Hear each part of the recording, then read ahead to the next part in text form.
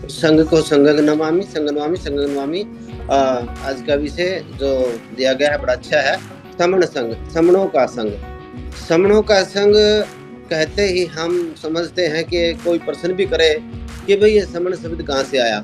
ये समण शब्द हमारा, मैं यूँ कह दूँ कि आदिकाल से आया। जब आज से 2600 साल पहले जब भगवान बुद्ध थे, तो उस समय से ही हमें ये शब्द उससे पहले से ही चल रहा है, क्योंकि जब भारत अब है लेकिन महाभारत तो बहुत पहले रहा। उस समय हम समण ही समण थे। अब ये समण बार-बार मैं कह रहा हूँ, समण का अर्थ ये है कि उस समय भाषाएँ जो थी वो ही सारी कम थी। भाषाओं में कहें तो सांकेतिक भाषा, प्राकृत, अपभ्रंश, पाली भाषा, और पाली भाषा उस समय थी, तो पाली भाषा का शब्द है समण, और समण का अर्थ होता है समता, समानता, स्वतंत्रता में रहने वाले लोग। यहाँ के हम महाभारत के उस समय के लोग हैं, तो सारे करुणा, मैत्री और इस ढंगशीलों को मानने वाले लोग रहे हैं।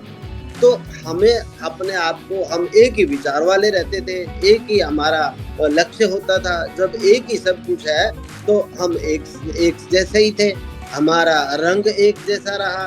तो उस समय हमें जो है बुद्ध, और बुद्ध के बाद भी वो संघ में रहते थे, तो यहाँ वो शब्द आ जाता है समण संघ। वो उसी समय से, इतना पुराना शब्द है ये।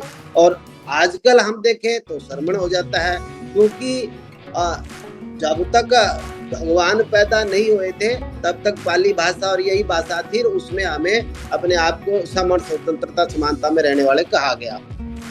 और जैसे ही ये भाषाएं बड़ी होती चली गई और आती गई, जैसे संस्कृत आई, संखारित की गई पाली से ही, तो उसमें समण को सरमण बोल दिया गया। और सरमण आज जब बोलते हैं तो सभी कह देते हैं हाँ ये सब तो सुना है, लेकिन अगर उसका हम अर्थ, शाब्दिक अर्थ देखते हैं तो वो मजदूर वर्ग हो जाता है, कमेरा वर्ग हो जाता है, मेहनत का वर्ग हो जाता है, लेकिन हमारा वंश उसमें छुप जाता है। हम कहाँ से चले थे और कहाँ हमारे को बोला गया। तो हम राजाओं महाराजाओं के वंशज है, डॉक्टर, इंजीनियर, सभी कुछ काम करने वाले यहाँ वर्कर हम हैं, और हमने जो चीज उत्पन्न करी वही चीज हमारे नाम से हमने अपने आप को या औरों ने उसका नाम दे दिया। तो समण शब्द बहुत पुराना है, समता समानता में रहने वाले, और जो है हम राजाओं महाराजाओं की जो है वंशज हैं। तो समण एक प्राकृतिक शब्द है, नेचुरल शब्द है, नैसर्गिक शब्द है। जैसे इस संसार में सब जीव जंतु एक इकट्ठे रहते हैं और मिलकर रहते हैं, वह अलग नहीं होते, कुदरती तौर पर वो इकट्ठे रहते हैं। तो समण लोग थे, वो भी शुरू से ही इकट्ठा रहते थे, इकट्ठा बैठते थे, और उनका एक दिन भी होता था, वो उस दिन भी इकट्ठे होकर अपने समस्याओं को दूर करते थे। और संघ जो होते हैं, संघ के नियम होते हैं, संघ नियमों का बंडल होता है, नियम से चलता है। इसमें सारी जो, चाहे 4 लोग हो चाहे 400 है, जितने भी थे हैं, वो सब आपस में मिल बैठकर अपना फैसला करके उस नियमों को लागू करते हैं, और एक विचारधारा, एक लक्ष्य पर अपने विकास को लेके जाते हैं, आगे तक पहुंच जाते हैं। तो हम भारत के लोग जो पहले रहे हैं समण संघी, वो धीरे धीरे जो था दूसरे डीएनए की इस भारत में आए, उन्होंने हमारे को इतना आलसी और अलग थलग डाल दिया कि हम अपने संघ को भूल गए और संघ को छोड़ दिया। और संघ को छोड़ देने के कारण हम अलग अलग टुकड़ों में, अगर तथाकथित जातियों की बात कहें तो 6743 जातियों में उन्होंने बांट दिया, बट गए, जिसके के कोई तिथि नहीं, कोई मोटाई चौड़ाई, समय का पता नहीं, कब उन्होंने इसको इतना बड़ा बना दिया कि एक जात का शब्द लग गया।